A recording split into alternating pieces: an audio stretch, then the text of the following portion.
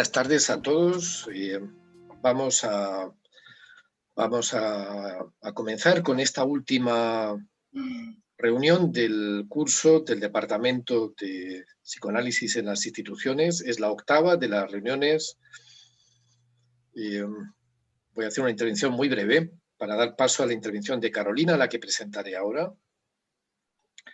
Solamente quería recordar y señalar que durante este año hemos seguido el eje de trabajo de la clínica del Parlet en las instituciones a partir del comentario que realizó Jacqueline Millet en su día en ocasión del Congreso de Río de Janeiro, cuando nos recordaba, cuando señalaba, cuando nos hacía ver que la clínica del Parlet es quizás una buena forma de aproximarnos a la clínica actual, más contemporánea,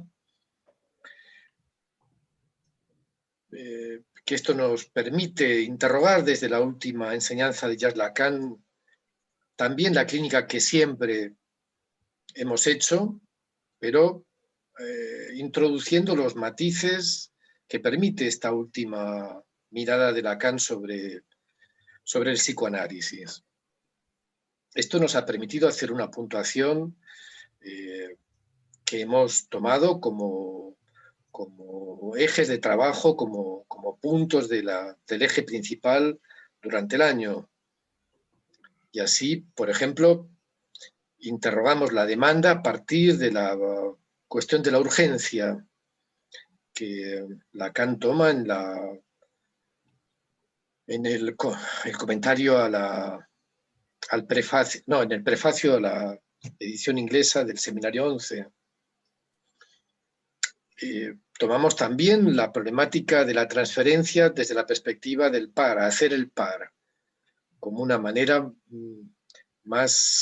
quizás más justa para captar las maniobras del analista cuando el inconsciente transferencial y el síntoma no comparecen del lado del malestar del sujeto.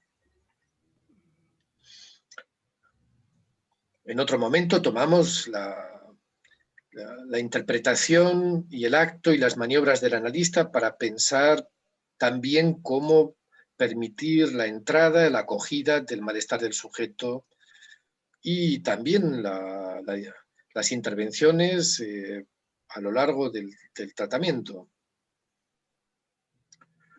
En otro momento nos hemos fijado en las consecuencias de esta fórmula de Jacques Lacan, hacerse incauto de un real, y qué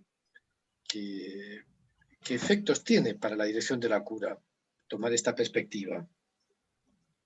Y el último día, con el trabajo que hicimos con Jacques Ruff, nos hemos centrado en el contrapunto entre la iteración y la repetición.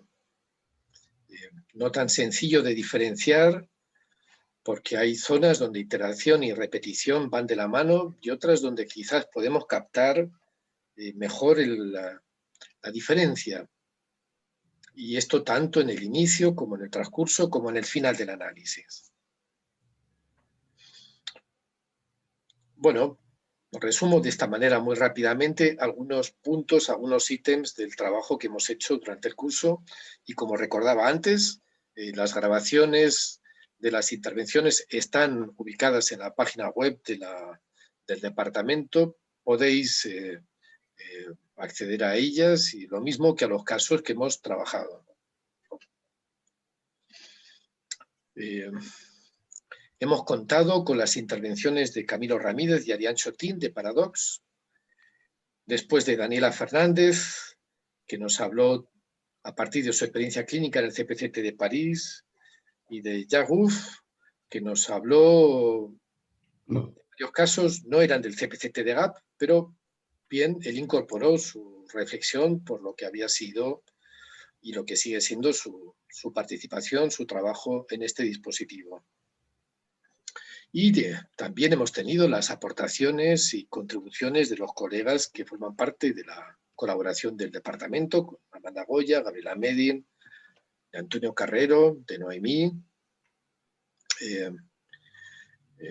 que participan de los del CPA, del CPADO y de la red asistencial del NUCEP. Tuvimos el caso de un asesino, no sé si te acuerdas, el primer día. Sí, que presentaste tú. Sí, un caso tratado en el CPA de Madrid. Bien. Hoy tenemos con nosotros a Carolina Koretsky, a la que voy a presentar. Carolina, que es conocida de casi todos los que estáis aquí, es psicoanalista en París, es miembro de la École Freudienne y de la AMP. Carolina Koretsky trabajó durante 10 años en el Servicio de Psiquiatría Infanto-Juvenil del Hospital Claude Bernard en París y actualmente ejerce en su consulta propia y, por otro lado, en una asociación en la que acompañan jóvenes migrantes tutelados por el Estado. Es docente del Departamento de Psicoanálisis de París 8 y ha escrito numerosos artículos y textos, entre los que hay que reseñar el libro que dedicó a los sueños y que forma parte de la bibliografía de referencia fundamental del último congreso de la Asociación Mundial de Psicoanálisis. Le doy la palabra, ella va a hacer un recorrido con varios puntos, un caso, una reflexión y algunos comentarios. Como es habitual en otras reuniones del departamento, iremos interviniendo, tendremos una conversación con vuestras intervenciones. Ya sin más, te paso la palabra, Carolina. Adelante y muchas gracias por tu presencia. Soy yo la que agradece, les agradezco muchísimo, estoy muy contenta de estar hoy aquí a distancia y agradezco muchísimo a Andrés, Araceli, todos los intercambios que tuvimos antes para organizar este encuentro. Y a todos ustedes que están hoy aquí, en vez de estar en las terrazas que se han abierto, me imagino también. Así que les agradezco mucho. Sí, tenía ganas de empezar, estructuré esta intervención en 3 partes y tengo muchas ganas también que discutamos luego, que conversemos, porque me da ganas de tener sus opiniones y el eco que les haya producido el trabajo que les voy a presentar. La primera parte tengo ganas de comentarles un poco lo que fue para mí este recorrido dentro de estos 10 años en esta institución en la que trabajé, que para mí fue un lugar extremadamente formador. Es una institución donde trabajé y donde encontré a Omar, que es el caso clínico del que voy a hablarles luego. Es un servicio infanto-juvenil donde funcionan por un lado, hospitales de día para niños, para adolescentes. Funciona también acá lo que se llama un servicio de soins-études, es decir, un lugar donde los jóvenes vienen a la escuela, pero son grupos muy pequeños y la escuela tiene lugar adentro del hospital. Y funciona también toda una consulta, un trabajo de consulta externa a la población en general, y es un servicio que se encuentra en un sector del norte de París, donde es digamos, durante los años 50, 60, fue una población sobre todo obrera que se instaló ahí, y progresivamente hoy en día es una de las comunidades más pobres de Francia, donde hay muchas dificultades sociales y de inserción. Esta cuestión está muy presente en el hospital. Este servicio donde trabajé, hoy durante 10 años, hoy trabajo, como Andrés lo repitió, en mi consultorio y en una asociación que trabaja con niños pupilos del Estado, que es otra clínica la que tengo hoy. Es un servicio público orientado por el psicoanálisis lacaniano. Es decir, que el jefe de servicio durante muchos años fue Yves-Claude Stavy, quizás lo conocen, Claude Stavy, que es miembro de la escuela y de la MP, y que sostuvo, hay que decirlo, con un deseo muy decidido, el funcionamiento de este servicio y que lanzó una cantidad de abertura de varios servicios en el interior mismo de este sector.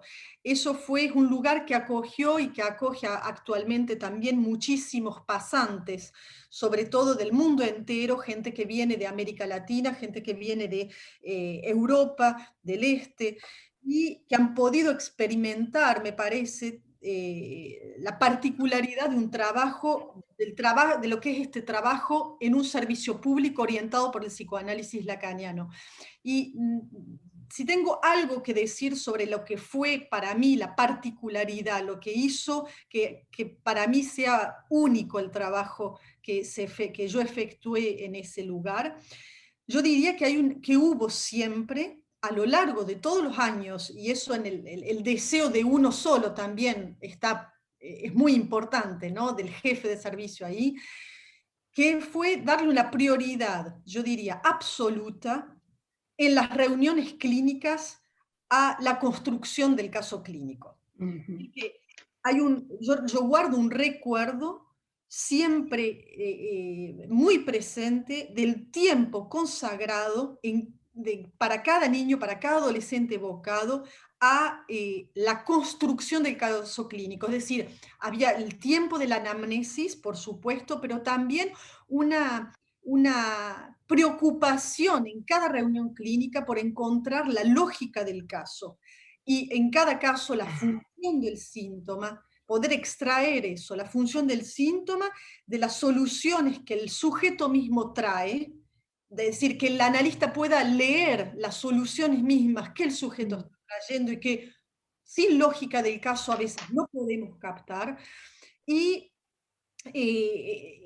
y poder acompañarlo en el sentido de aquello que se deduce de la construcción del caso clínico. Y poder decidir para cada caso aquello que está del lado, que lleva, que encamina del lado del estrago o del punto justamente en que ese estrago puede invertirse y transformarse en un efecto, o tener un efecto de creación, ¿no? Como una vuelta del guante de la que habla Lacan en un momento. Entonces, eso me parece fundamental y yo diría que en mi recuerdo es eso que nos sostenía. Eran reuniones realmente donde el caso ocupaba un lugar fundamental y de hecho esa misma, ¿cómo decirlo?, política institucional hacía que naturalmente la singularidad del caso sea resguardada, es decir, que no se hablaba en general de los niños, se hablaba siempre del caso, entonces la singularidad no podía más que ser puesta en valor. No se partían de prejuicios, no se partían de preconceptos, y en la corta presentación, no sé si pudieron leerla, yo envié una corta presentación de lo que iba a comentar hoy, hablaba del impacto que esto dejó en mí, de lo que significa una práctica del caso por caso contra todo tipo de política protocolar. Yo tengo un recuerdo muy interesante que les quería comentar, por ejemplo, porque me parece siempre interesante comentar a partir de anécdotas, aunque no estoy segura para nada que lo que les voy a comentar como anécdota pueda ser generalizable de una cierta medida, pero me parece interesante la posición que se sostuvo en ese momento. En un momento recibimos una orden de la Agencia Regional de la Salud, donde nos fue impuesto un protocolo fijo en la manera en que debíamos completar los dossiers de los pacientes, ¿no? Se nos impuso un protocolo donde venía acompañado de toda una serie de diagnósticos a anotar. Nosotros siempre tuvimos una posición de evitar los diagnósticos, sobre todo en los dossiers de niños y adolescentes, evitábamos de anotar diagnósticos, y se nos pedía eso, protocolos estandarizados, muy pobres, y con evidentemente tuvo una ideología de control y de evaluación, ¿no?, del servicio. Y frente a este protocolo estandarizado, decidimos en conjunto jugar una carta que sin lugar a duda iba a implicar más trabajo para cada uno de nosotros, pero que me pareció fue una respuesta interesante. Es decir, a este quiero saber, ¿no? De la parte de la administración, respondimos como un ningún problema, al contrario, van a saber muchísimo más de lo que la grilla nos está pidiendo, y armábamos unos dossiers inmensos con las transcripciones de todas las reuniones, con las transcripciones de las presentaciones de enfermos, anotábamos prácticamente todo lo que sucedía en cada sesión prácticamente, sin develar nada de secreto, pero hubo una respuesta de quieren realmente saber, van a tener que sentarse a leer. Y me pareció una respuesta muy interesante, que fue un redoblamiento finalmente de lo que se pedía, pero con querer guardar el hilo de la clínica hasta el final, ¿no? Entonces, contaba esta anécdota para poner en relieve, ¿no?, hasta qué punto, ¿no?, de nuevo el caso en el sentido más profundo, ¿no?, en el sentido casi de la etimología, ¿no?, de aquello que cae, del cadere, ¿no?, del latín, eso que cae de la proposición universal, estaba en el centro, ¿no?, de esta institución. Y siempre pienso, hay dos grandes sociólogos franceses que son Passeron y Revel, que trabajaron en detalle la cuestión del caso clínico, de la multiplicidad, de la diversidad, del uso del caso en las ciencias sociales en general, y ellos destacan toda la rehabilitación, si podemos decir, del pensamiento por caso que se efectúa a lo largo del último siglo, especialmente las ciencias humanas, y ellos demuestran, no solamente tomando el psicoanálisis, pero tomando esta rehabilitación del caso en las ciencias sociales, cómo el caso siempre viene a cumplir una función contraria, dicen ellos, a la exigencia de unificación, ¿no? A la exigencia de unificación del discurso de la ciencia, el caso viene siempre a irrumpir como un hecho excepcional. Y la evocación misma del caso, cualquiera sea finalmente la disciplina, por su forma misma, ¿no?, la estructura misma del caso, viene a oponer una resistencia a un postulado ya formalizado que lo precede. Siempre y cuando el caso no tenga únicamente, vamos a decir, una función puramente ilustrativa, los autores llaman al caso un desmontador de coherencias. Me gusta esa expresión, ¿no?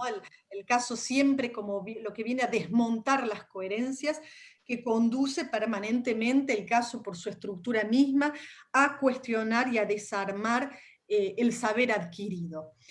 Y esta, ¿no? Entonces, vuelvo a decir, ¿no?, esta importancia, esta inminencia del caso en la construcción de este servicio, en el mantenimiento de este servicio hospitalario público, también me parece tener una función eminentemente política. Tanto no que el caso rompe con el universal y por su estructura misma viene a ponerse en tensión con un universal. El caso clínico, cuando no solamente tiene un uso ilustrativo, me parece que es para nosotros un vector de autoagujereamiento, yo tenía ganas de decir, es decir, que es una manera de autorromper finalmente con el saber establecido del discurso del amo. Y también con el saber constituido del psicoanálisis mismo. Finalmente, es una función eminente para el psicoanálisis mismo, a partir entonces del momento en que el psicoanálisis se confronta a la singularidad del caso, necesariamente abandona el terreno de lo mismo para aventurarse y confrontarse a aquello que le es extranjero, a volverse finalmente un extranjero para sí mismo. Me parece que es una posición ética, política, con la que respondemos aún y sobre todo en este momento, con el malestar de nuestra época, es decir, abrir de manera incesante el espacio de falla del saber universalizante, reductor, unificador. Eso parecía importante de decir finalmente, porque fue el centro de esta institución, donde las reuniones no pasábamos tiempo, no perdíamos tiempo, y íbamos al corazón mismo, que es el caso clínico y lo que esto permite como consecuencia política y ética. Voy a partir entonces de un caso clínico de esta institución. Carolina, perdona, antes de que empieces con el caso, ¿nos puedes informar de cómo está la batalla sobre el decreto, ya que estás con este punto? Sí, sí, fue de una violencia increíble, fue una violencia terrible, porque ha pasado por un decreto, es que realmente nos informaron de una decisión. Hay algo, es muy complicada esta decisión, porque es una decisión que se efectúa si están todos al corriente, ¿no? Quizás no todos, creo que es casi todo el mundo, hubo un decreto donde la seguridad social paga un cierto número una cierta cantidad de sesiones a niños y adolescentes, pero para ello tiene que haber una prescripción del médico, de un médico clínico, incluso a veces una segunda prescripción de un psiquiatra que establece la cantidad de sesiones que serán reembolsadas por los psicólogos. Esto fue una decisión tomada sin el más mínimo diálogo con ni los sindicatos, ni los psicólogos, y una decisión en la urgencia, justamente tomada en la urgencia de los efectos nocivos de la pandemia en los niños y en los adolescentes que se encontraron, bueno, cortados del lazo social y todo lo que sabemos, ¿no? Pero bueno, esto produce un enorme malestar en todos, porque, bueno, y actualmente ayer hubo muchísimas manifestaciones en casi todas las ciudades francesas más importantes, porque, bueno, tiene como consecuencia reducir al psicólogo como un auxiliar médico, lo cual nunca había tenido lugar, es decir, que la práctica está sometida a la prescripción médica, y una evaluación del tiempo, ¿no? Del tiempo de la sesión y de la duración del tratamiento, lo cual jamás nos habían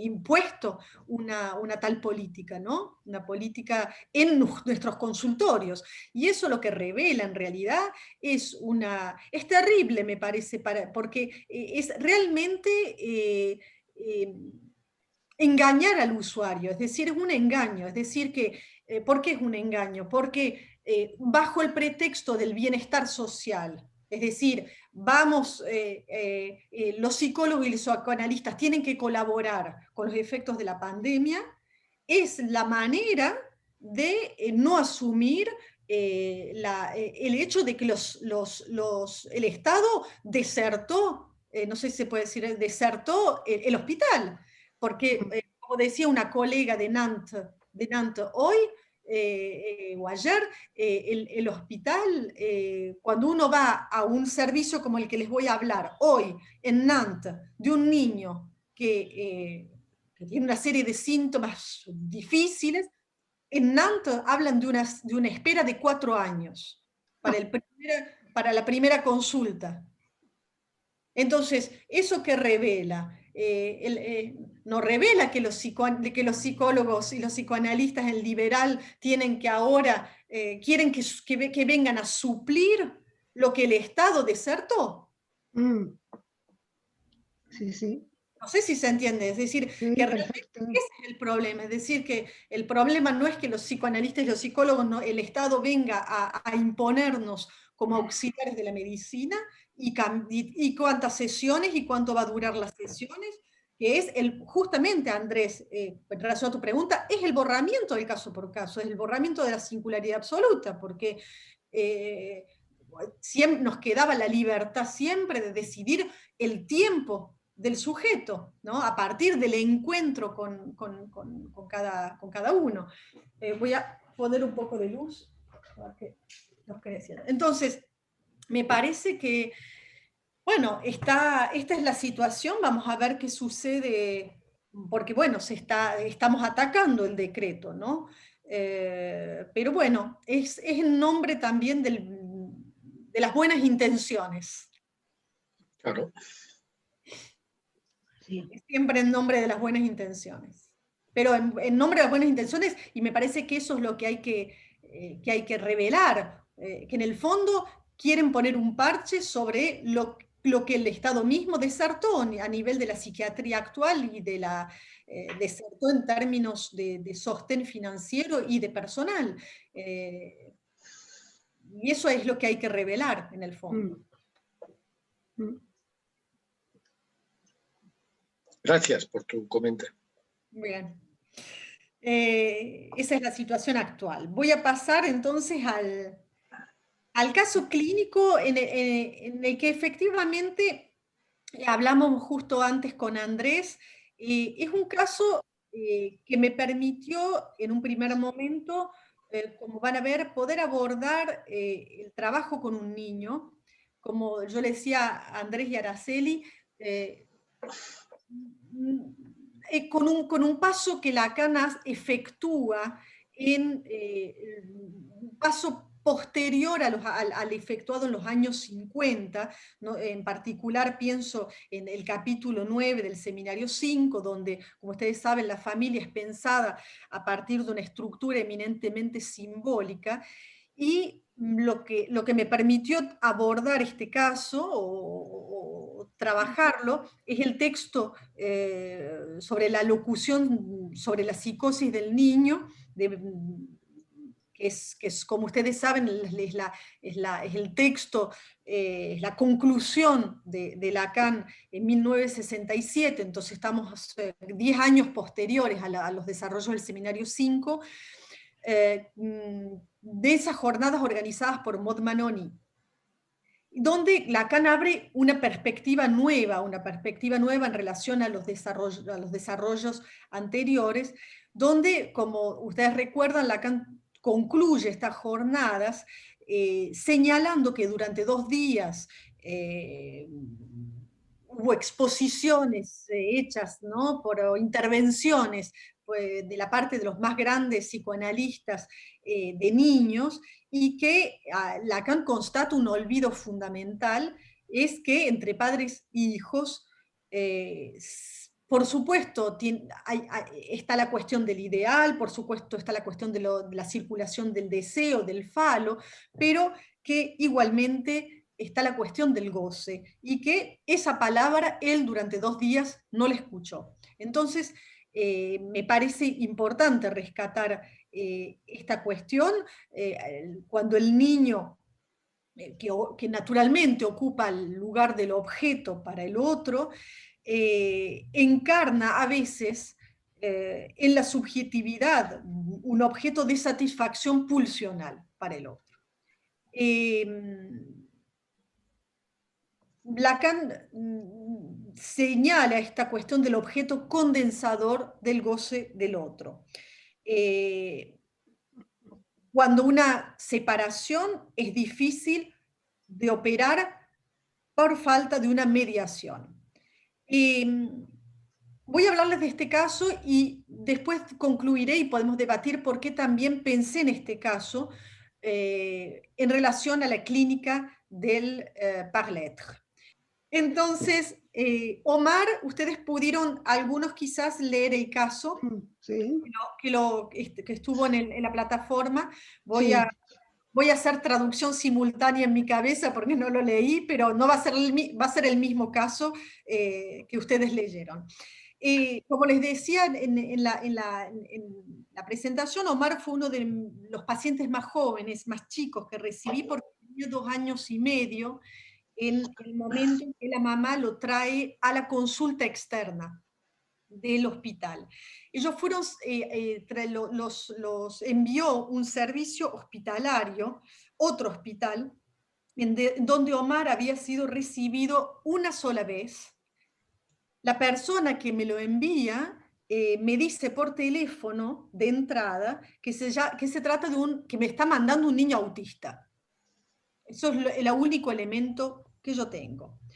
¿Por qué le pregunto que es autista? Y me dice que es un niño mudo, un niño que no habla, no mudo de nacimiento, digo, un niño mudo, se dice muy chic en francés, un niño que no habla, ¿no?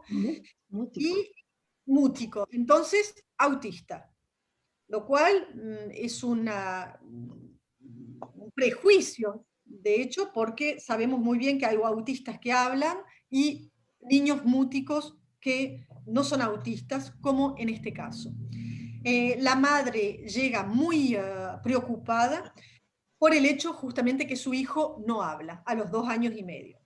En la primera entrevista que yo tengo con la mamá, está la madre y el niño al lado de ella, jugando en el consultorio, me explica que acaban de irse los tres, porque hay una hermana más pequeña todavía, creo que tiene casi 10 meses de diferencia con Omar, más pequeña, del domicilio, se fue del domicilio, de pronto dejó todo, luego de la separación con el padre de Omar, y están sin domicilio fijo. Van errando de un lugar a otro, pasan algunas noches en hoteles, pasan algunas noches en lo de la madre de la abuela de Omar, y la casa de hermanas en la casa de amigos.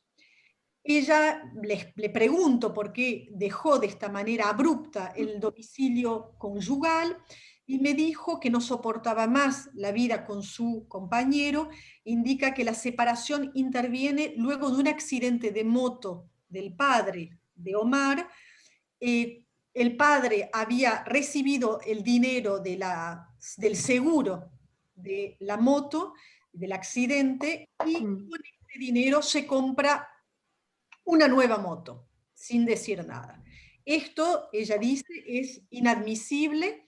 Estaba casado con su moto y esta es la explicación, vamos a decir, que ella misma me da y que se da también a ella misma como la razón la única razón de haber dejado el domicilio de esta manera. Yo en ese momento la invito a salir.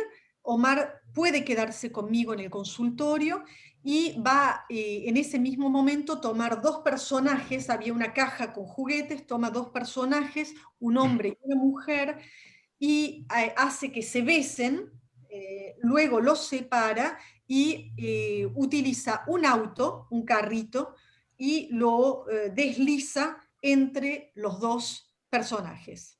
En ese momento yo le digo que en efecto él había entendido todo lo que su mamá me acababa de contar. Esta errancia, si podemos decir, este vagabundeo de una cierta manera, que ella misma pone en acto con sus hijos, es algo que ella misma me va a contar la sesión siguiente, había vivido joven. Por una razón que para ella misma queda inexplicable, su propia madre le era imposible vivir con ella, y entonces desde niña, esta mujer, la madre de Omar, fue enviada a diferentes tías en el extranjero, una mujer que viene de África del Norte, entonces fue enviada a lo de tías, fue incluso puesta en diferentes centros de acogimiento, acá se llama, no sé cómo se llama ya, famille d'accueil, son las familias de acogida. Familias de acogidas, ¿no? Son las familias de acogida, en fin, ella misma le es enigmático por qué para la madre, porque no era la única hermana, es decir, había toda una serie de hermanos, pero es la única de todo el grupo de hermanos que va a conocer esta errancia y esta imposibilidad de la madre de vivir con ella. En el momento mismo en que yo la recibo, esta mujer está tomada por una enorme reivindicación. Ella me cuenta que ella se presenta todos los días frente al municipio, le dicen ustedes, a la alcaldía. Sí, al ayuntamiento. ¿Al ayuntamiento? Ayuntamiento. Ayuntamiento, perdón, al ayuntamiento. Me faltan las palabras al ayuntamiento, se presenta todos los días al ayuntamiento de su comuna con sus 2 hijos y en la vereda, y reivindica y pide y no se mueve hasta que el maire, no sé cómo... Alcalde. El alcalde la recibe. Ella pide ser recibida por el alcalde, exige y lucha por obtener un alojamiento social, lo cual es, bueno, muy común, es común en Francia todo un sistema de alojamiento social donde las personas con muy pocos recursos pueden obtener con muy bajos precios un alojamiento social.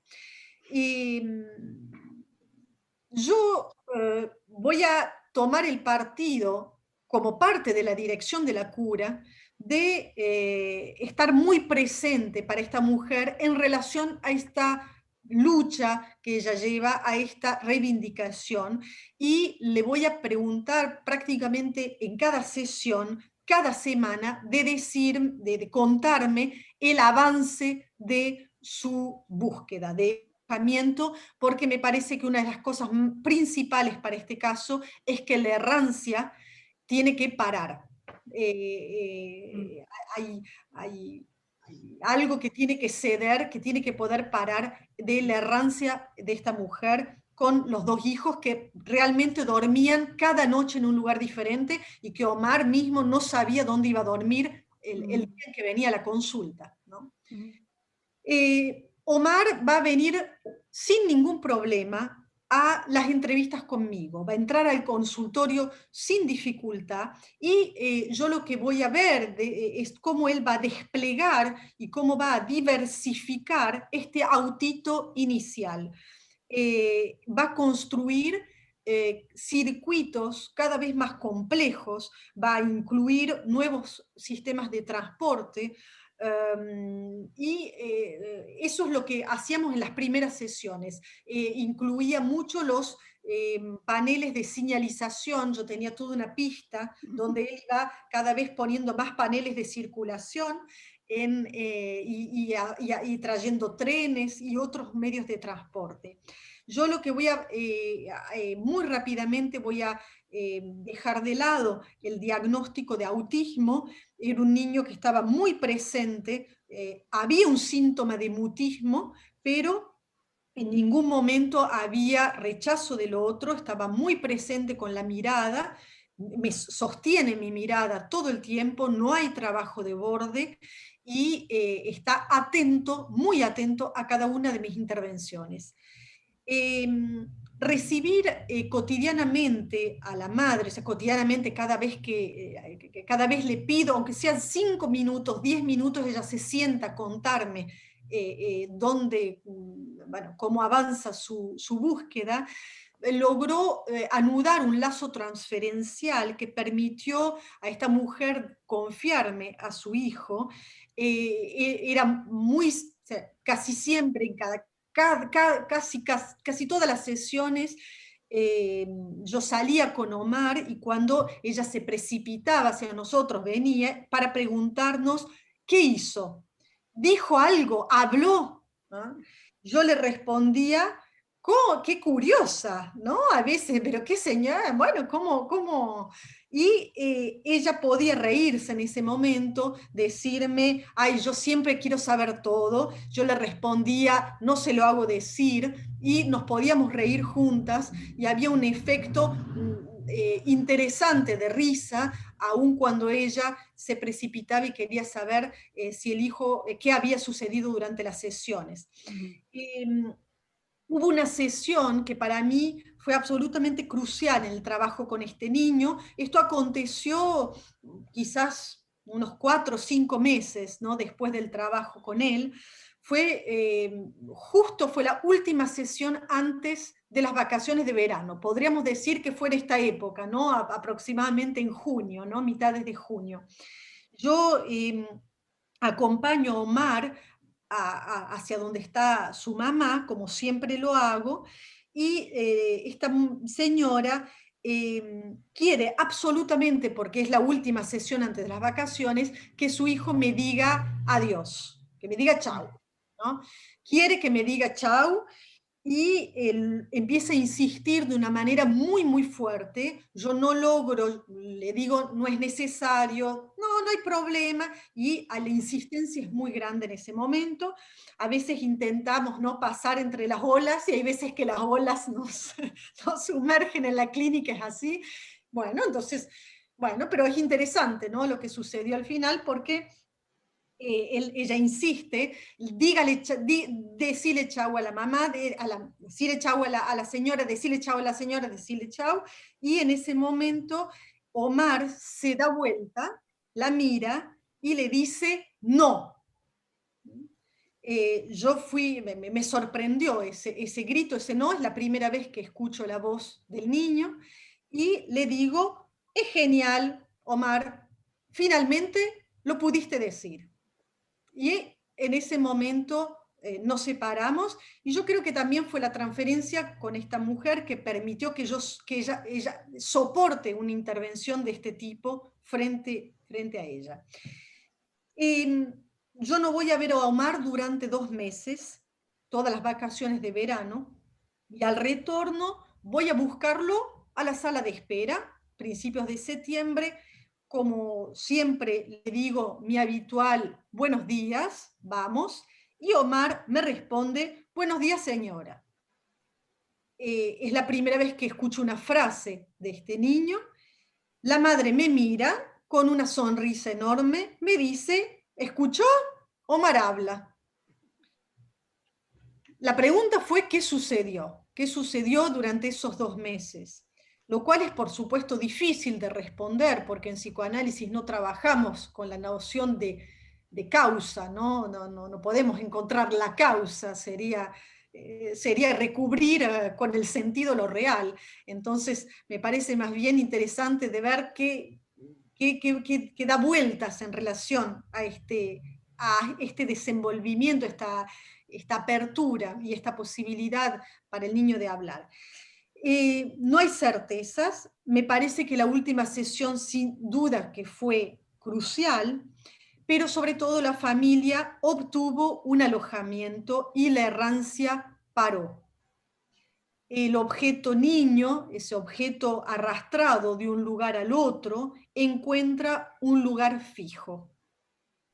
Omar, lo que me pareció siempre muy impactante en este caso, es que el niño no se puso a hablar de pronto. Es decir, no hubo, como lo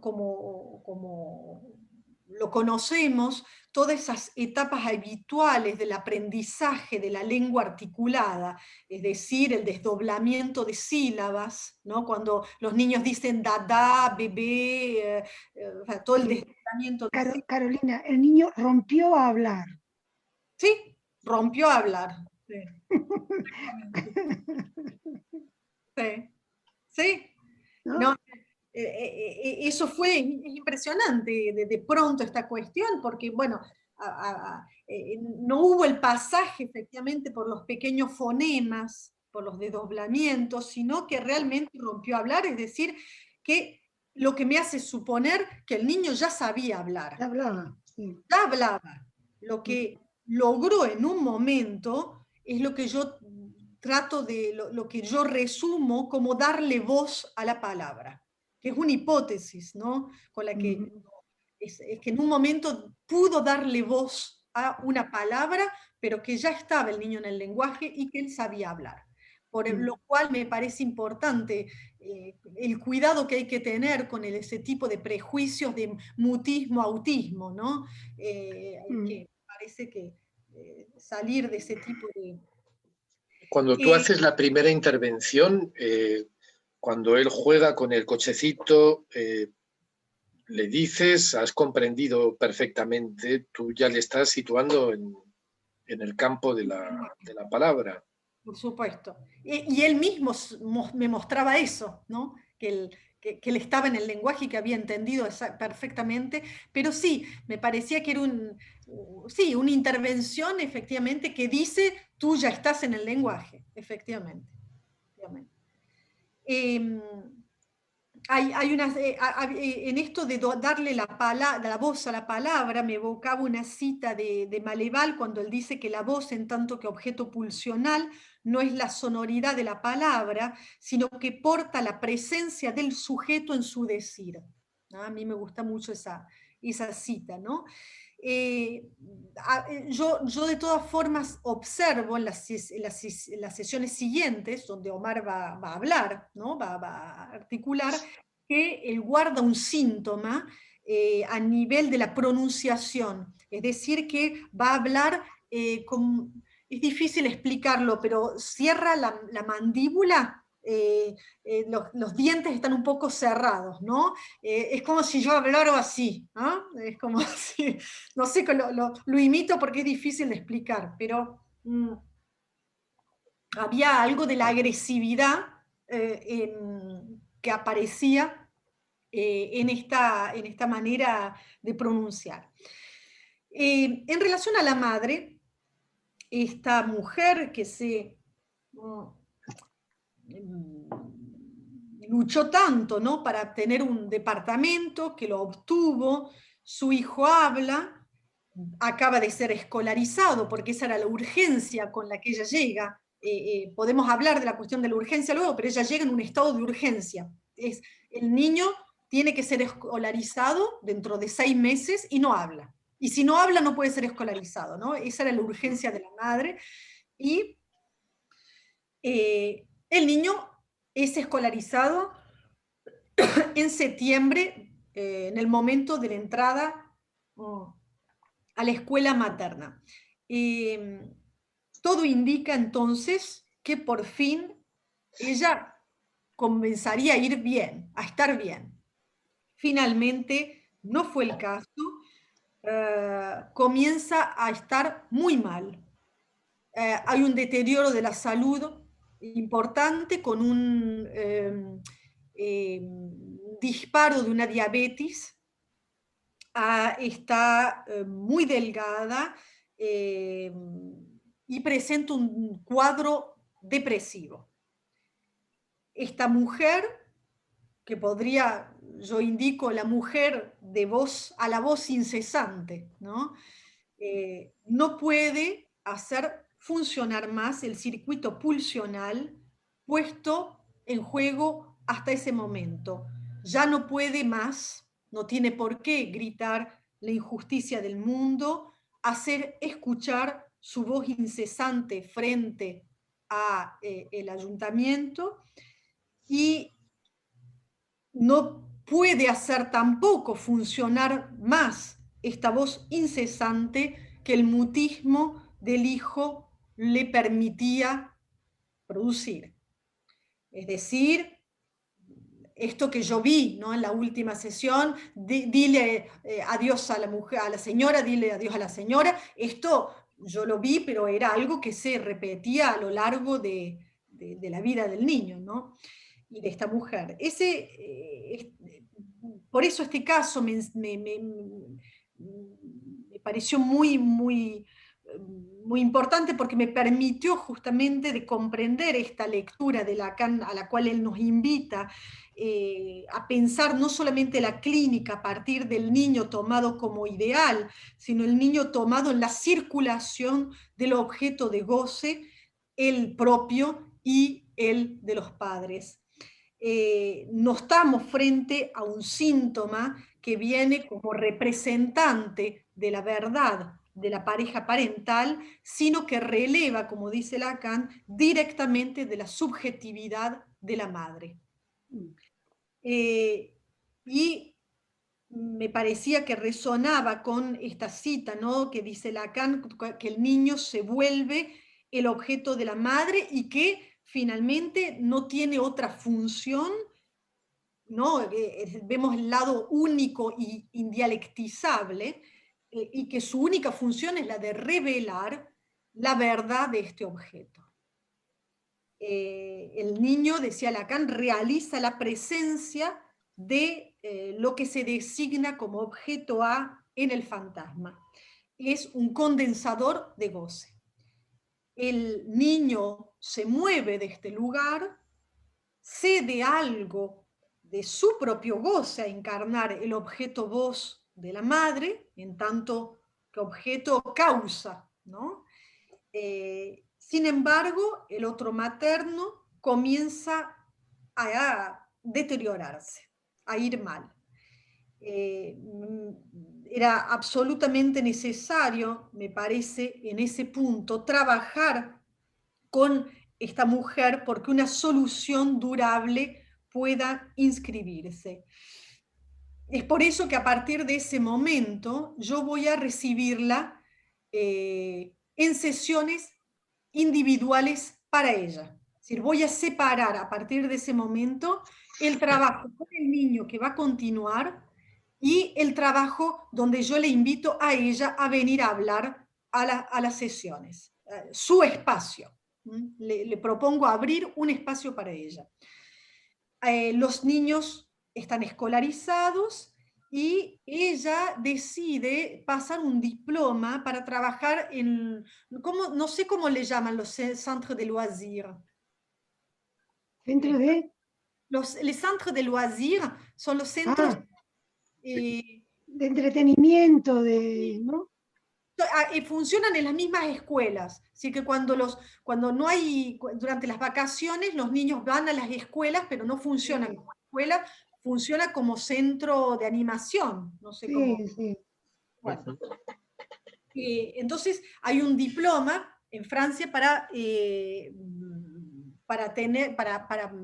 animar como animador de estos centros escolares. Ella decide pasar ese diploma, lo cual yo la incentivo, la acompaño y positivamente en esta ludotecas, perfecto. Ludotecas, sí. Sí, me parece que es eso. Sí, centros de ocio, de ludotecas.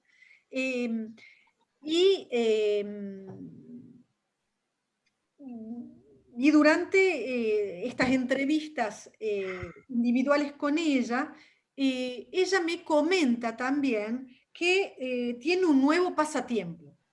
Que tiene un nuevo pasatiempo es que se ha puesto a escribir y que no escribe cualquier cosa, sino que escribe slam. ¿Saben lo que es el slam? Se dice igual, ¿no? En español me parece, el slam son los poemas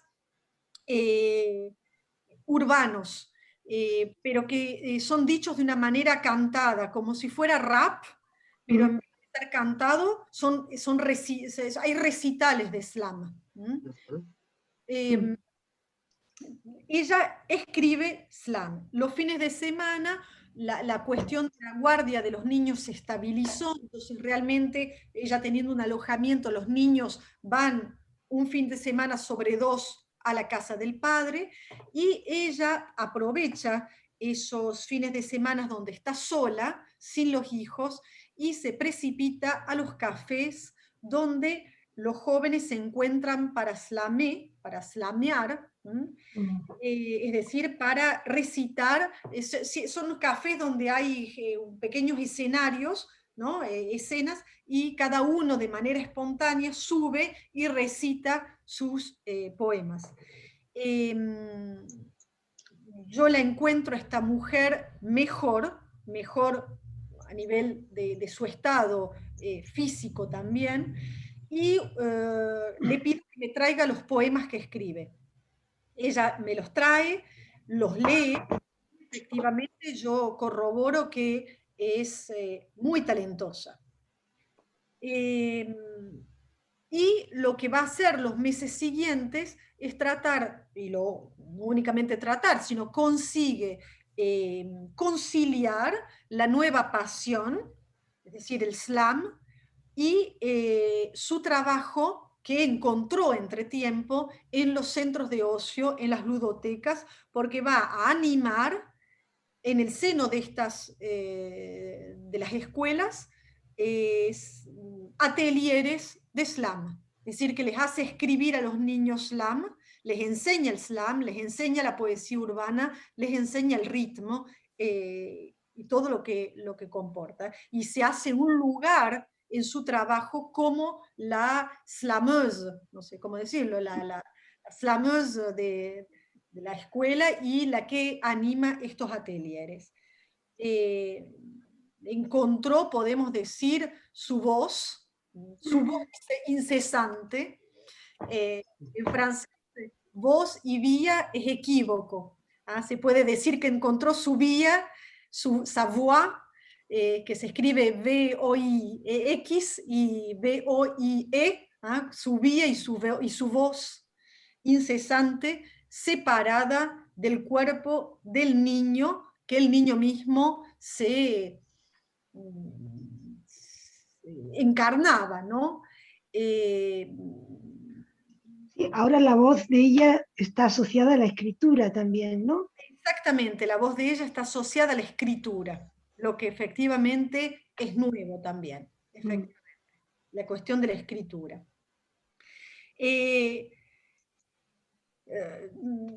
Me parecía muy importante trabajar con ella justamente en el momento en que el niño se mueve, ¿no?, de esta posición. Había algo es decir, el niño encarnaba la verdad de lo que sostenía la madre, pero que en ningún caso esto podía ser subjetivado. Mi idea es que Omar no podía quizás moverse de ese lugar solo. Podemos discutir de eso. Mi idea es que pudo moverse quizás gracias a la transferencia positiva de esta mujer, que me permitió a mí justamente estar ahí para evitar una descompensación en el momento en que el niño se movía del lugar. Y que el niño pudo moverse del lugar sabiendo que había un otro ahí para evitar la descompensación materna. Es eso, me parece, lo que permitió una separación con el objeto que la sostenía, pero ya desencarnado el niño de ese lugar, de lo que hace tenir, se dice, ¿no? De ese lugar. Podemos discutir del caso o puedo pasar directamente a algunos elementos sobre lo que me parece unas ideas sobre la clínica del par-lettre y luego abrimos la discusión como ustedes prefieran. Quizás ahora que está el caso más en caliente, podríamos tener una primera ronda de comentarios, ¿no? Por supuesto. Ya hay una palabra pedida de Amanda. Yo te quería hacer un comentario muy breve sobre un punto. Tú señalabas la fijeza de ella, curiosamente, dentro de la errancia, cuando va a la puerta del ayuntamiento para hacer su reivindicación todos los días. Parece que en el momento en el que se introduce en la transferencia contigo, encuentra una cierta continuidad a su fijeza dentro de su errancia. Es contigo a partir de allí. Sí. Y este parece uno de los elementos fundamentales. Tú señalas que la acogida que tú le das a su errancia y a su voz también va a ser el punto que va a permitir tus intervenciones que le van a permitir al niño a su vez poder tomar distancia con ella. Sí, es fundamental, Andrés, lo que tú señalas, porque efectivamente ahí en este caso, algo del orden, efectivamente, de un par, errancia, fijeza, casi, ¿no? Es ¿Sí? decir, y es finalmente la fijeza está del lado de la reivindicación. Es decir, el punto donde ella se fija es el punto donde la voz incesante reivindica, si no es la errancia. Sí. En esto era donde quería apuntar. El slam Sí, es un género de la reivindicación totalmente, y totalmente. y por otro lado hay algo de la errancia también, me parece, tratado en el slam, porque, a ver, son chicos que están un poco, que van de la calle al escenario, Totalmente. donde hay un pequeño lugar de anclaje quizás es un poco exagerado hablar de rancia de los chicos, ¿no? Pero digamos que dentro de la precariedad en la que ellos se mueven, el género este del slam cumple una función muy interesante, que es trenzar, por un lado, la reivindicación y por otro lado la errancia en un género mismo, ¿no? Donde la voz, la letra, la reivindicación y quizás incluso algo de la sonoridad de la música se trenzan. Ella ha elegido ese terreno y es ella la que escribe eso. Es muy interesante el invento de ella. Sí, totalmente de acuerdo, muy interesante y estoy totalmente de acuerdo, Andrés, esta cuestión, porque no podemos decir que todos están en la rancia, pero no es cualquier cosa, se dice poemas urbanos, es decir, que vemos está la calle, está, ¿no? El urbanismo, la calle, la Sí. ciudad, ¿no? Y que esto encuentra efectivamente ese punto de estetización, una cierta estetización si se puede decir, una estética encontrada, como tú dices, de la calle al escenario, ¿no? No es un cantautor, no es Jacques Brel, no es No, etcétera. pero en esa región es decir, estamos hablando de la banlieue norte de París, si ustedes han venido, la banlieue norte es, bueno, es eso, ¿no? Es el hip hop, es el rap, es eso que identifica a los jóvenes, ¿no? Y efectivamente hay una forma de estetización de la errancia, me parece, y la reivindicación, ¿no? No es cualquier género, es un género que reivindica, y yo me acuerdo en sus letras, cuando ella me las trajo, era pura reivindicación social. ¿Ah? Era eso, pero con rima, ¿no? Con gusto por la escritura. Sí. Amanda, Gerardo, Gabriela. Bueno, quiero agradecerte por el caso mismo, la claridad, la precisión y todo lo que un caso relatado en 4 páginas sobre ese pasaje de las notas del niño de Lacan, que como tú dices es un pasaje un tanto oscuro, digamos, y que el caso lo clarifica muy bien. Entonces, precisamente tomando la referencia de lo que dice Lacan del niño como condensador de goce del objeto fantasma de la madre, se ve claramente que entre el niño y la madre hay una relación dual. Él dice sin mediación. Entonces, esa relación dual es casi como una especie de holofrase, que los dos están pegados, pero luego se demuestra en el curso del tratamiento que tu mediación, el hecho de que tú introduces la función de la mediación entre los dos, genera algo así como una relación de vasos comunicantes, donde él recupera la voz y ella la pierde. ¿No? Hay una especie de como 2 balanzas, ¿no? La balanza de él sube y la balanza de ella baja, ¿no? Y entonces el hallazgo tuyo de ahí separar en el dispositivo a los dos, en tanto que sujetos, digamos, y empezar a trabajar con la madre, y de pronto la madre es como que de lo que era su errancia se convierte en un síntoma, porque el Islam es la solución sintomática que tiene una coherencia absoluta con la problemática que traía la madre al principio.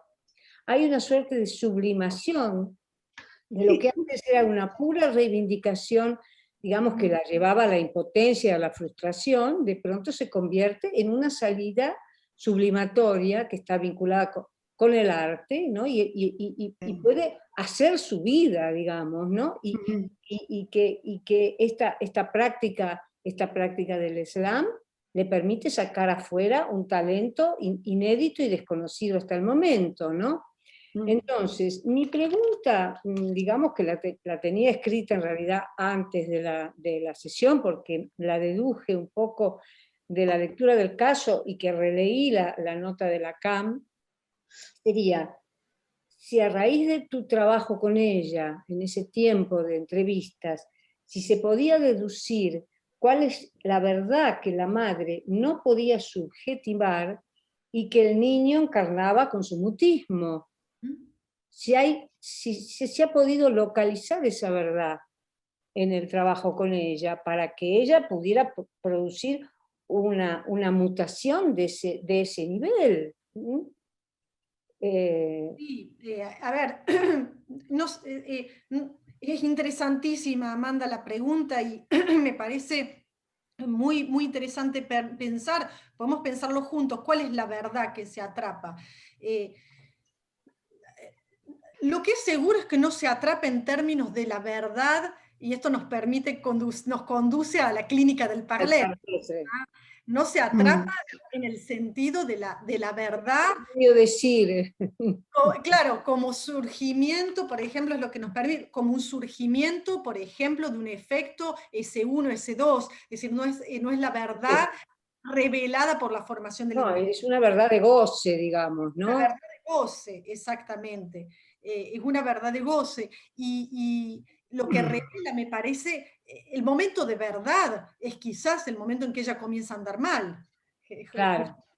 Ese es el momento. Se rompen los vasos comunicantes, digamos, ¿no? Exactamente, el momento de verdad es el momento de la ruptura del vaso comunicante. Entonces, no era una verdad a revelar.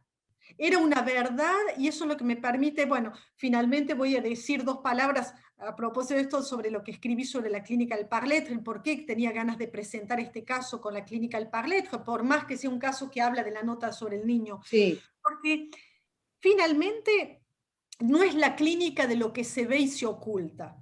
No es la clínica binaria, me parece. No es la clínica de lo que se dice y lo que se trata de hacer surgir en un decir. Yo tomé 2 clases, releí 2 clases de el curso de Miller, Sutilezas, Choses de finesse en psicanálisis. Sí, sutilezas analíticas, se traduce. Sutilezas analíticas fue traducido, ¿no? Sí.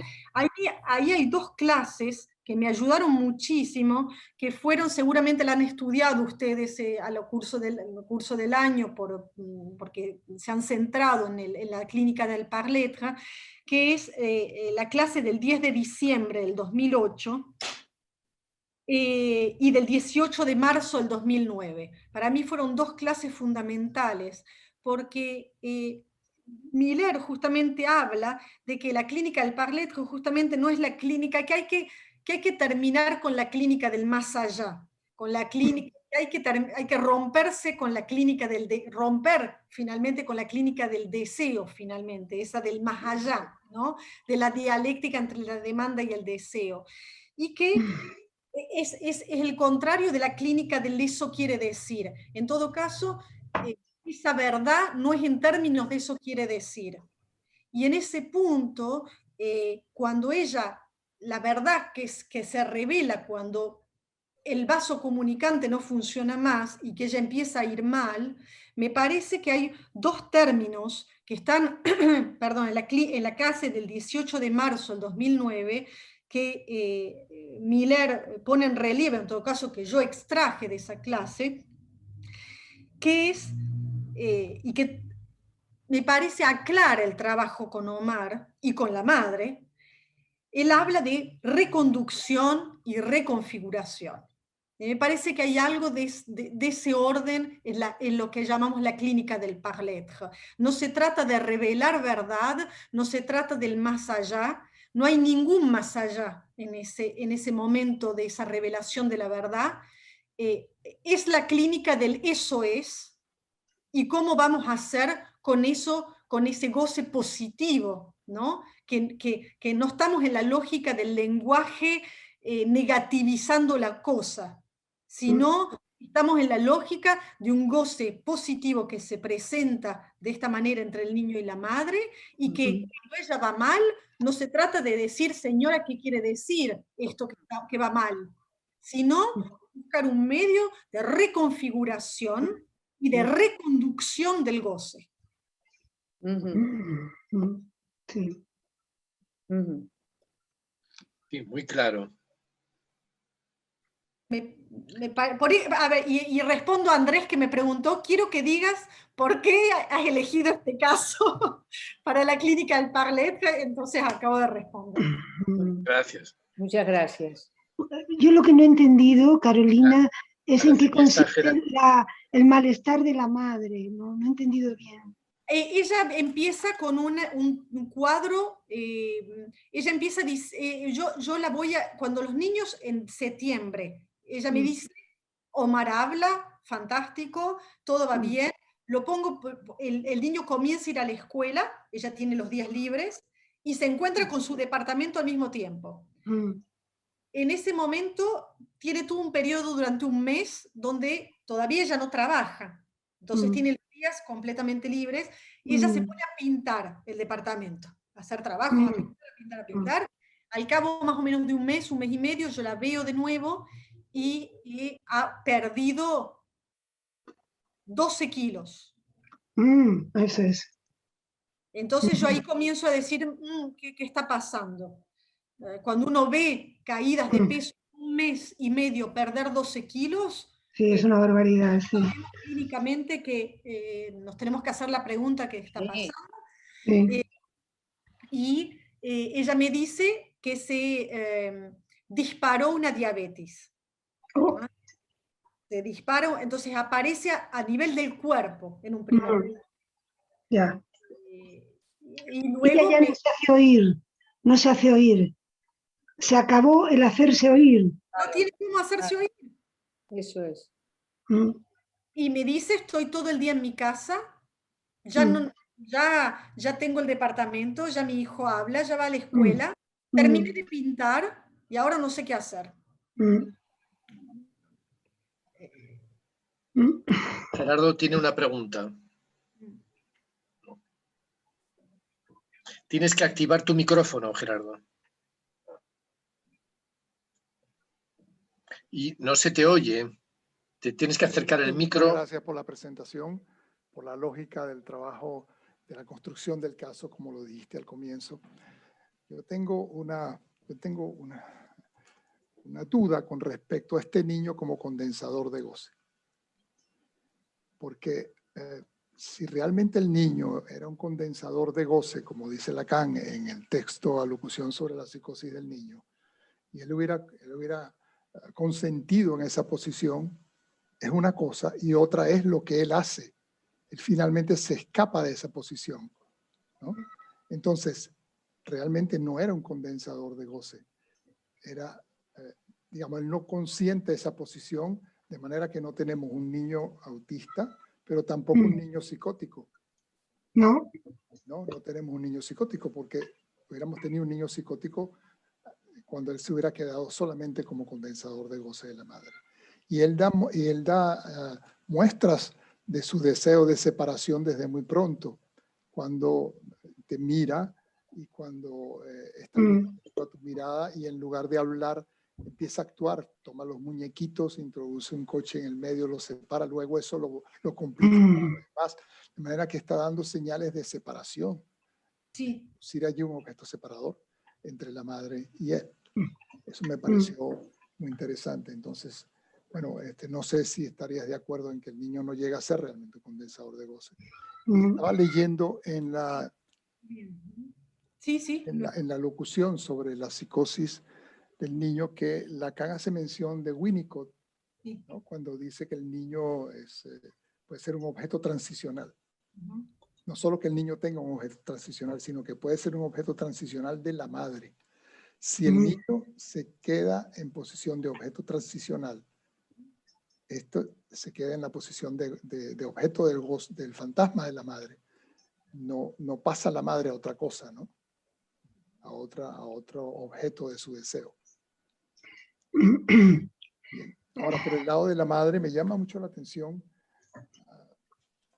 Bueno, y hay un momento, una sesión crucial, que es cuando el niño dice no al mandato materno. Allí se comprueba todo esto que estamos diciendo y que tú has dicho. Porque cuando él dice no, es porque realmente él quería separarse. Y afortunadamente encuentra un analista otra figura distinta de referencia para poder decir no y agarrarse de allí. Eso me parece genial y creo que es justamente lo que se explica por qué el niño comienza a hablar. Comienza a hablar cuando le dice no al mandato materno. Entonces aparece un sujeto con su propia voz, como tú has dicho. Es decir, él porta la voz, ya la madre no porta esa voz.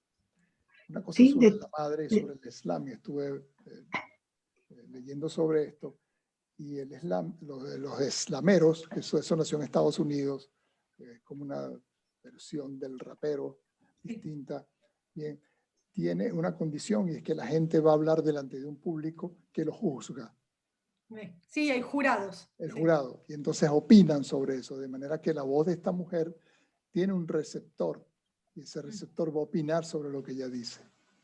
Eso me parece un logro de parte de ella, que ella sea capaz de permitir eso. Sí. Bueno, para eso.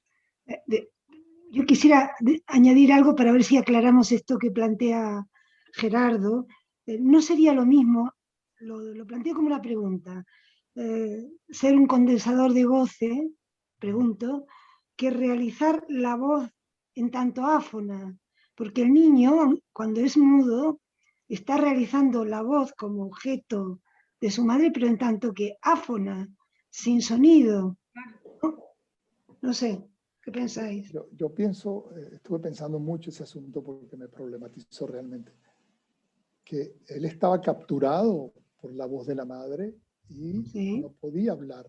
La madre hablaba por él, pero él no acepta ser ese objeto de goce de la madre.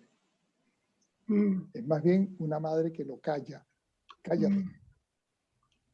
Hablo yo, con sus mandatos, etc. Sí, lo que no aparecía era justamente esa verdad del cállate era inaccesible. Y entonces lo que aparecía era un niño mudo que le permitía a la madre el sostenimiento, o sea, cuando Lacan dice no hace más, el niño no hace más que revelar la verdad del objeto, es decir, en la primera posición está este síntoma del niño que revela la verdad del otro materno y que le permite a ella mantener esta voz.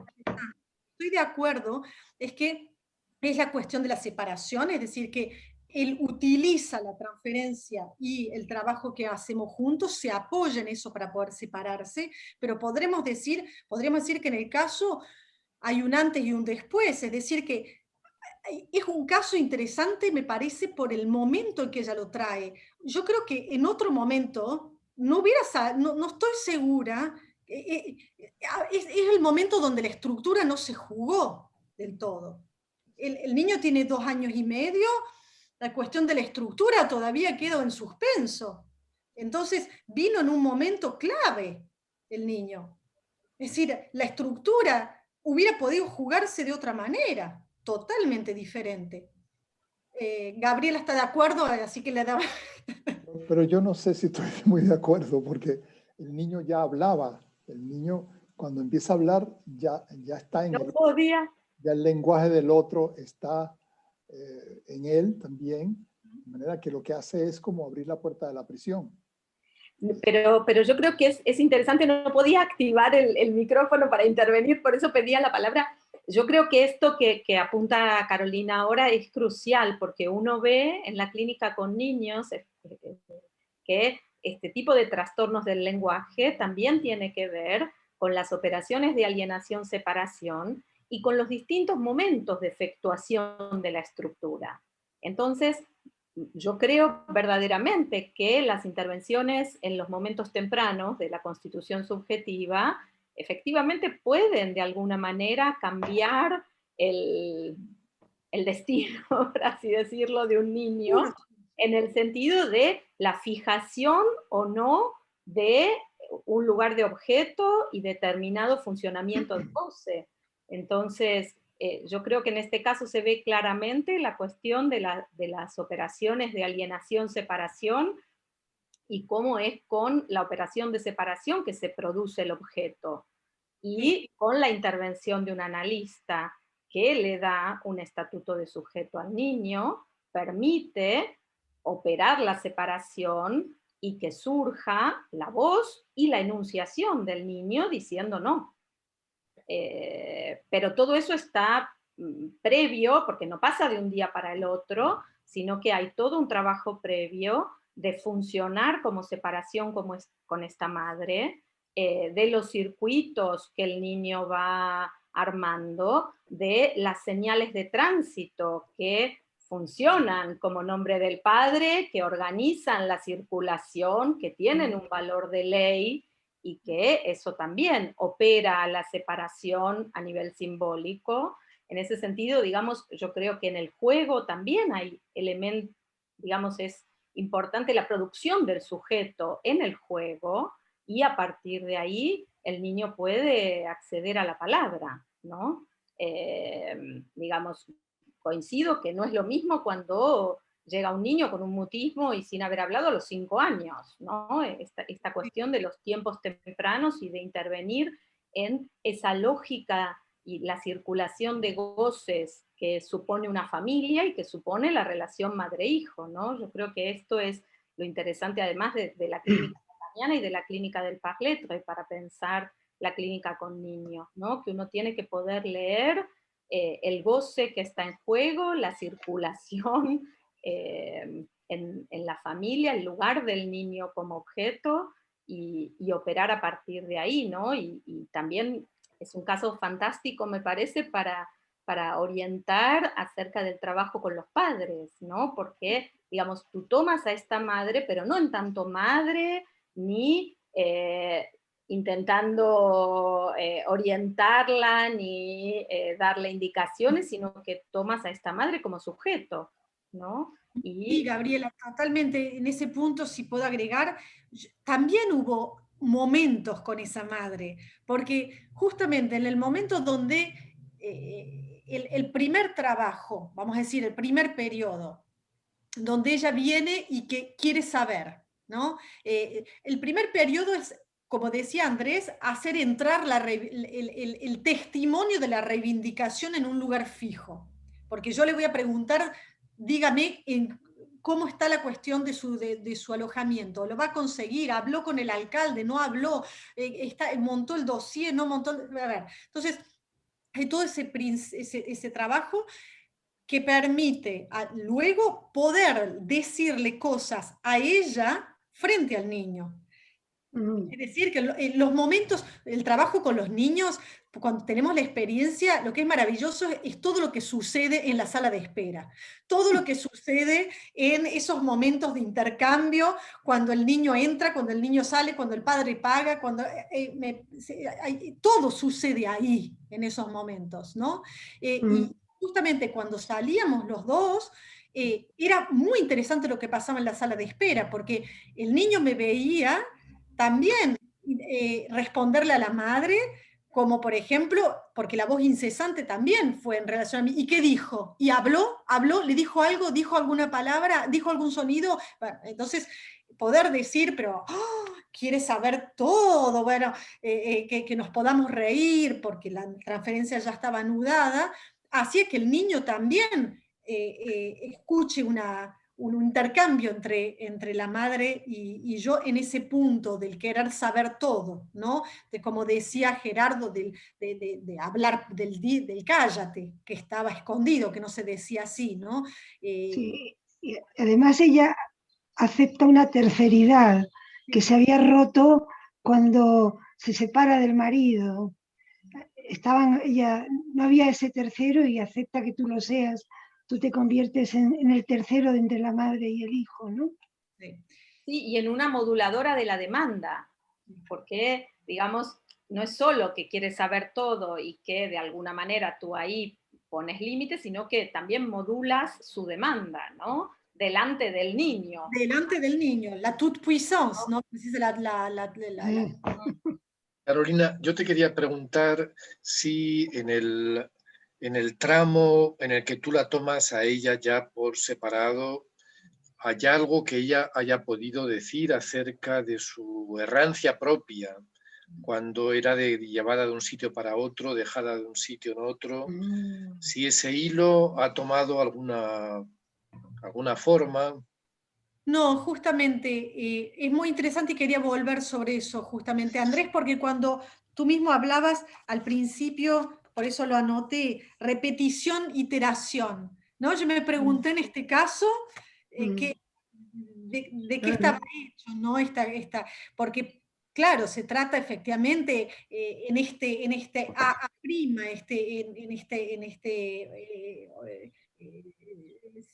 ella está con el niño, trata al objeto niño como el objeto que ella fue para el otro, ¿no? Hay algo de desorden, porque lo que me pareció en la primera consulta también es que había una desconexión, y eso me hizo ruido la primera vez que la vi, cuando ella me dice por qué se separó. Hay algo que es extraño en esta situación, ponerse en un lugar, en el lugar de un tal desamparo, y explicar que el marido estaba casado con la moto y que el seguro, sin duda, había problemas, pero digo, se puso en una situación, no había algo que hacía ruido entre lo que ella misma decía como razón de la separación y el estado de desamparo en el cual ella misma se puso y puso a los hijos, ¿no? Porque antes se fue él de la casa, ¿no? Hay algo ahí que era un poco extraño. En todo caso,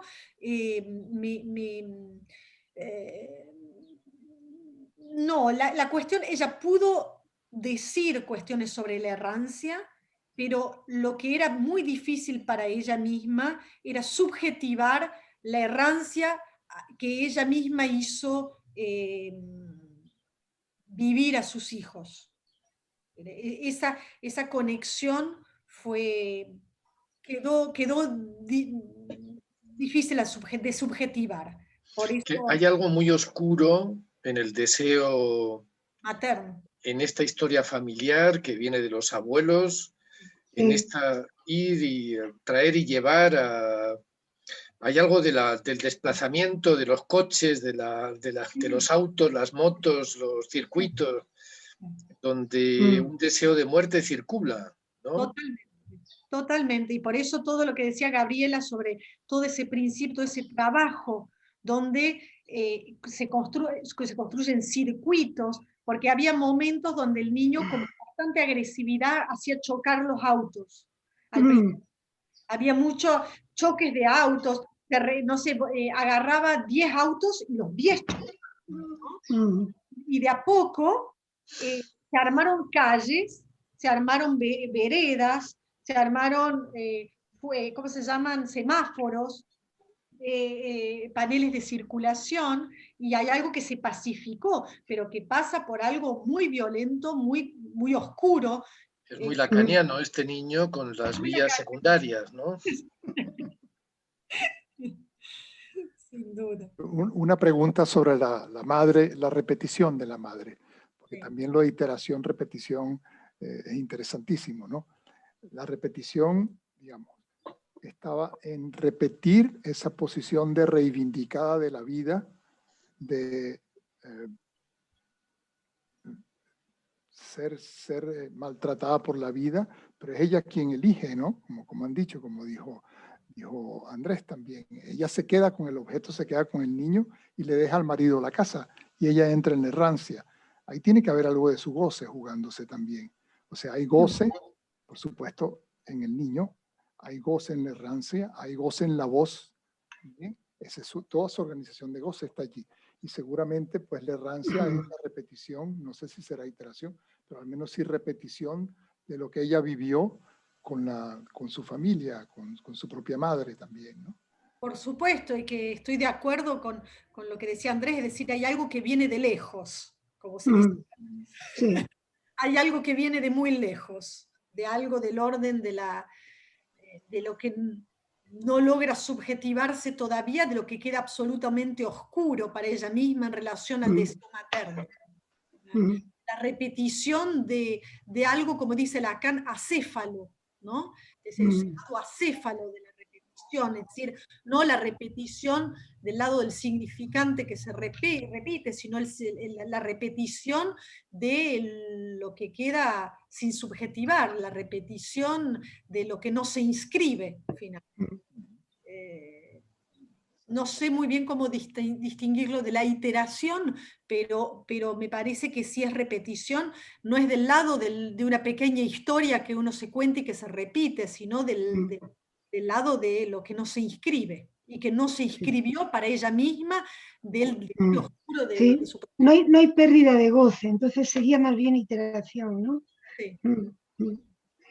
Esto que dices recién me hace pensar que también este caso es muy interesante como ejemplo clínico de esto que muchas veces decimos, que hay algo de lo real de los padres no subjetivado, que es lo que recae en el síntoma del niño, ¿no? Me parece que también es muy claro esto, ¿no?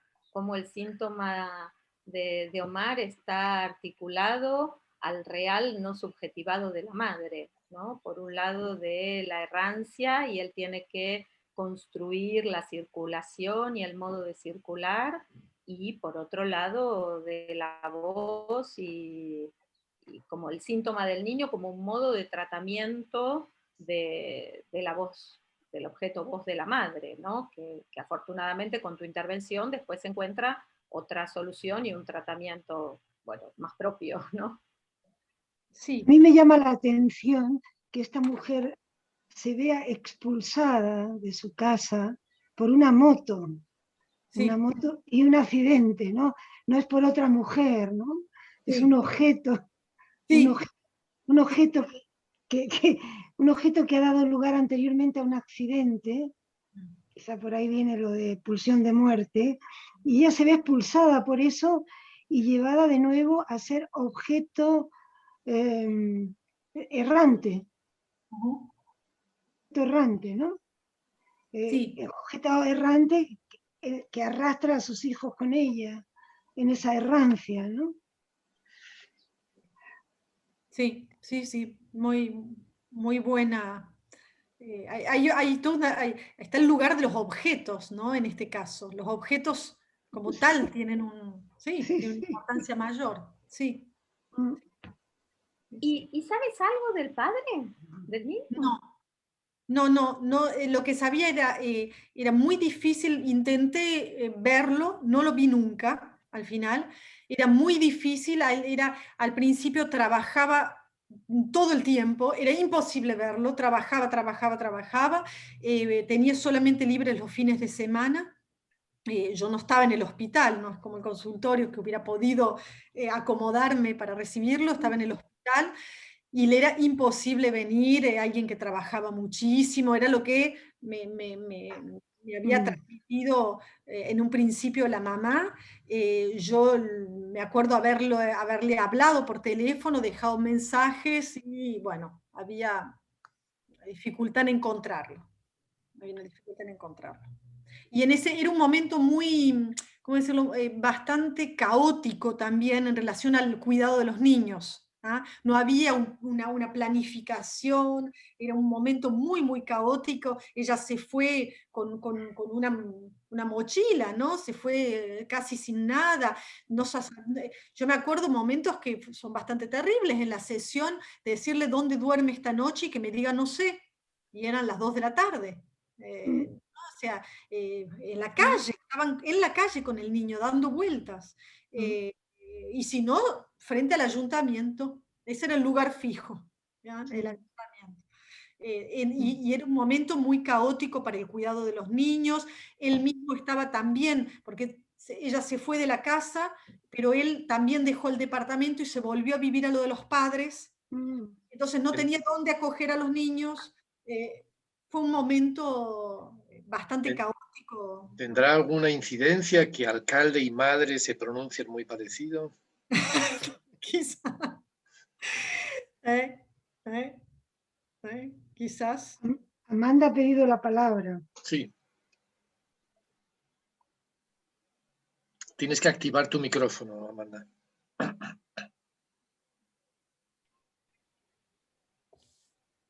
Me No. quito el micrófono. Ahora.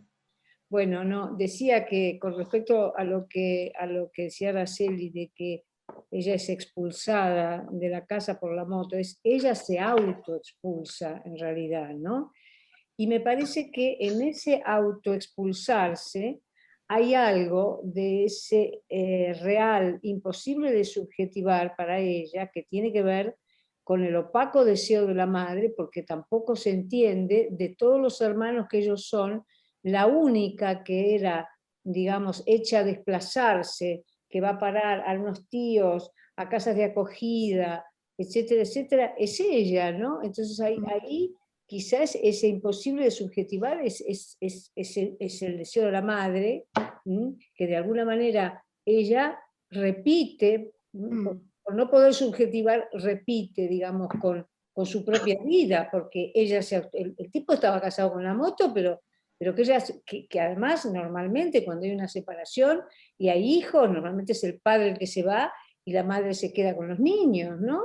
Y ella se va con los niños, o sea que ella ahí se lanza, digamos, a una especie de repetición mortificante donde pone en peligro además la estabilidad de los hijos, o sea que ella realmente es una mujer con unas marcas traumáticas terribles, ¿no? Que de alguna forma traslada a su propia maternidad y a sus propios niños, ¿no?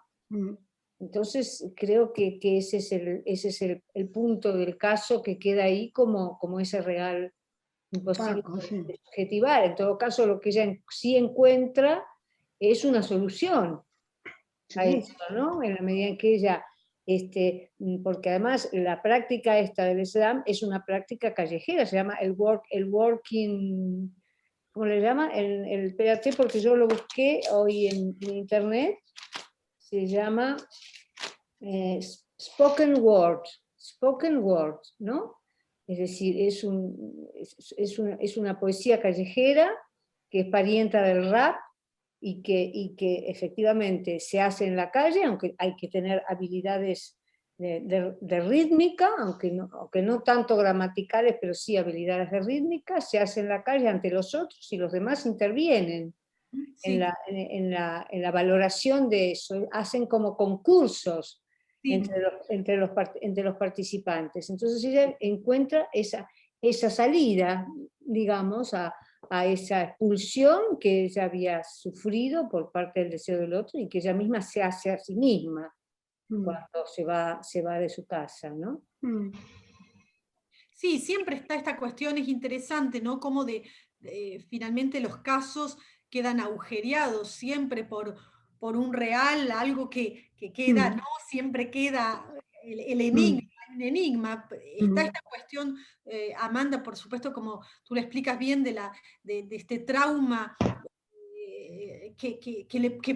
a tal punto, esta marca traumática que produce la autoeyección de ella hacia la calle con los hijos, y también algo que siempre me pareció muy interesante, es decir, porque esto se juega con Omar, porque hay que decir que Omar llega acompañado de el mutismo está en Omar, porque Omar viene acompañado de una hermanita.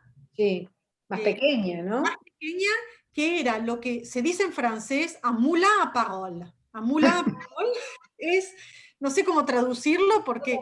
Una charlatana. Una charlatana, pero no paraba de hablar. Ella estaba más bien identificada al otro materno. Sí. Era impresionante. No solamente que hablaba perfectamente, sino que no paraba de hablar, ¿no? Entonces vemos cómo estas cuestiones hay un punto siempre enigmático de ese sujeto ¿Qué lugar ocupaba la madre entre los hermanos? Yo siempre pensé en eso, porque la hermana era la más grande, como Omar, ¿no? Estaba el lugar en los hermanos, ella era la más grande, era la primera. Ah, era la mayor. La mayor, como Omar, ¿no? También. Eso sin duda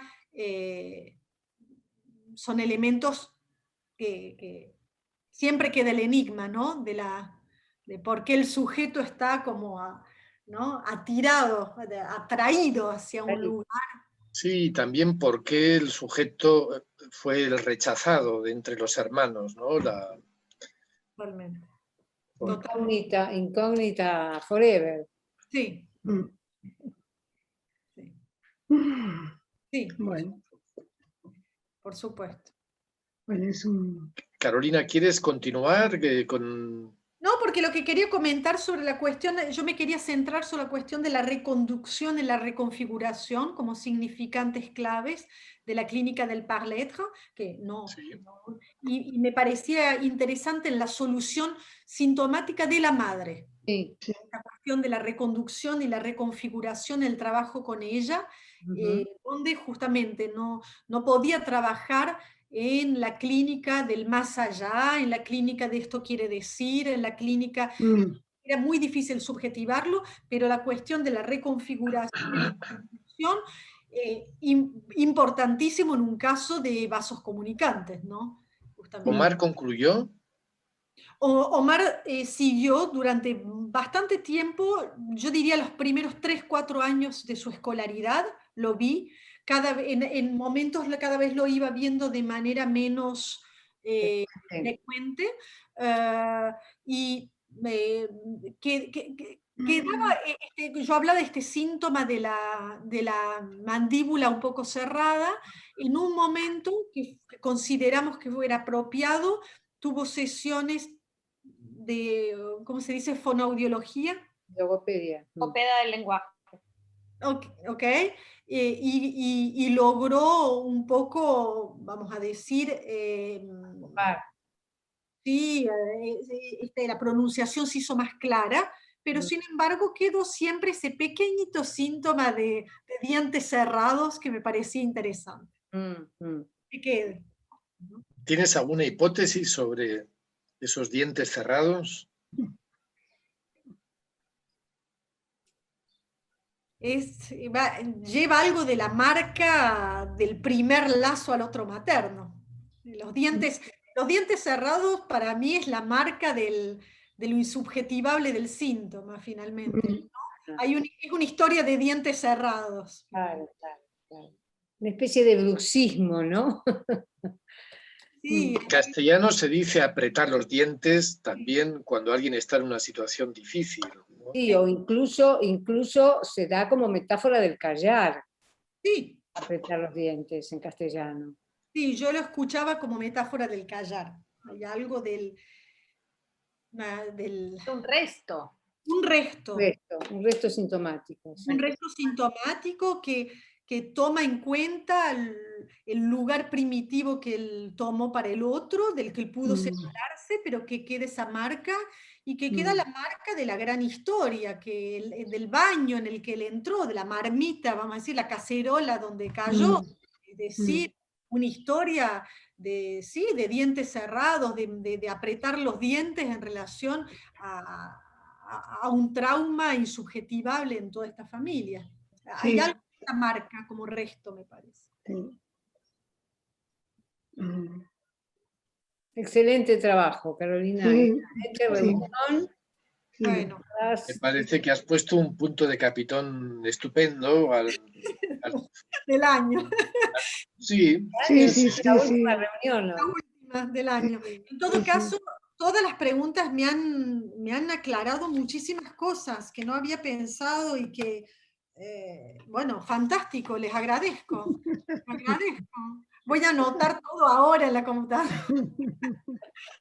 Les agradezco yo por la lectura y... No, me parece que sirve leer los casos antes porque veo que sirve muchísimo, claro. Sí. Una última pregunta, Carolina. ¿El hospital continúa? ¿El servicio continúa? El servicio continúa. Yves Clostavi ya no es más jefe de servicio porque llegó, bueno, estiró lo máximo que podía su posibilidad antes de jubilarse pero bueno, en un momento tuvo que parar, siguió yendo a las reuniones clínicas para la orientación fundamental, ¿no?, de este servicio, y actualmente es Ligia Gorini, que es miembro también de la escuela. Actualmente está trabajando con el cártel que se armó del CERA, es decir, del grupo de investigación sobre autismo que funciona en la escuela. Ella es parte de este equipo y dirige actualmente el servicio, que por suerte ha quedado en manos ¿no?, de la escuela, de gente orientada, y bueno, ella es jefa de polo, porque hay que decir, no solamente jefa de servicio, es jefa de polo, es decir, de toda una región, ¿no? Todos los servicios infantos juveniles de la región, y me olvidé decir que también es un servicio, lo cual es fundamental, que forma parte de la sección clínica de Paris-Île-de-France, y que tiene una presentación de enfermos adolescentes, que es el único hospital que tiene una presentación de enfermos para adolescentes. Antonio Carrero me decía que él había hecho allí un stage de 9 meses, no sé si coincidió contigo. Sí, coincidió conmigo, así que conozco bien a Antonio. Sí, claro. ¿Y es posible ir a hacer un stage al hospital? Por supuesto, hay muchísima gente que sigue haciendo stage en el hospital. Como les decía, bueno, en el momento antes del COVID y todo eso, muchísima gente de Brasil, trabajamos con muchísimos stagiaires brasileros, argentinos, de América del Sur, muchísima gente, de Europa del Este también, franceses, o sea, actualmente muchísimos stagiaires, y lo que tiene bueno es que es tan grande el servicio que lográbamos porque yo ya no estoy más, pero se lograba incluir a casi todos los stagiaires que podían hacerlo con convenio. Van a recibir el año próximo Omaira. Cuando yo me fui, Omaira entró. Así que Omaira podrá contarles más sobre la actualidad del servicio, porque ella trabaja aún. Fue en el momento que yo me fui que llegó Mayra, entonces ella tiene más actualidad del servicio. Qué suerte, qué envidia, ¿no? Tener un hospital así, qué bien. Sobre todo, cada vez más estamos con menos lugares de presentación de enfermo. Es muy difícil cuando no está sostenido por un deseo decidido de un jefe de servicio, las cosas se diluyen, y es cada vez más difícil la cantidad de lugares de presentación de enfermos que hemos perdido estos últimos años. Yo hace 20 años que estoy en Francia. En estos 20 años he visto la cantidad de lugares de sección clínica que se han cerrado, es impresionante. Entonces, son lugares preciosos, ¿no? Preciados. Sí, Claro. sí, sí. Yo estuve el día que se cerró la presentación de enfermos en el hospital de Vincennes con Éric Laurent en el... Val de Gras era, ¿no? Val de Gras. No. Era en el hospital de Vincennes. Ah, sí, es el otro Val de Gras. Claro, es el Val de Gras que lo transfirieron a Vincennes, ¿no? Sí. Pero de esto hace bastante tiempo ya. Entonces no lo conocí toda esa presentación. Bueno, ¿alguien más quiere decir una última palabra? Porque nos vamos a despedir ya hasta el año que viene. Alguna gente ha dejado notas. Okay, sí, hay papelitos depositados en el chat. Sí, veo. Bueno, pues Carolina, muchísimas gracias, y a todos los que habéis asistido durante el curso al trabajo del departamento, que sepáis que el año que viene vamos a seguir con el eje de trabajo, la clínica del Parlet, y lo recuerdo, tenemos ya 4 invitados: Omaira Messagué, Pierre Sidon, Laura Storzi de Roma y Ricardo Seldes de Pausa en Buenos Aires. Bueno, ya está, concluimos. Buen verano y que vaya bien. Muchas gracias, Carolina. Muchísimas gracias, Carolina.